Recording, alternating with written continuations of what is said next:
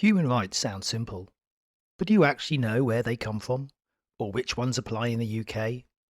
You will in the next few minutes. Human rights are the basic freedoms and protections that every person has, simply because they are human. Two major documents shape these rights, the UDHR and the ECHR. The first is the UDHR, the Universal Declaration of Human Rights. It was created in 1948 after World War II.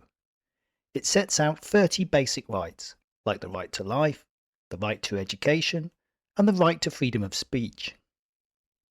The UDHR isn't legally binding, but it inspires human rights laws all over the world.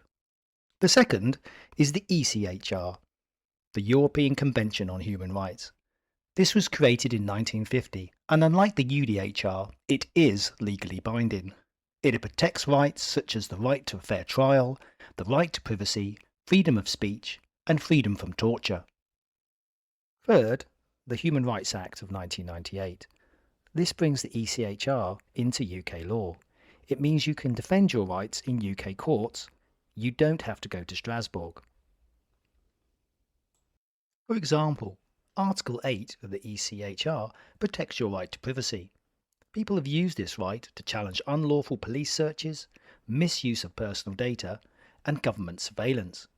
Because of the Human Rights Act, these cases can be heard in the UK courts. So why does this matter for your GCSE? Because exam questions often ask you to explain the difference between the UDHR and the ECHR, or give examples of rights protected in the UK. If you can link the UDHR to inspiration, the ECHR to legal protection, and the Human Rights Act to UK enforcement, you'll score lots of marks. So, a quick recap. The UDHR, created in 1948, sets out universal rights, but isn't legally binding. The ECHR, created in 1950, protects rights across Europe and is legally binding. And the Human Rights Act of 1998 brings those rights into UK law. That's human rights. Simple, clear, and exam ready. Thanks for watching, and don't forget to like and subscribe.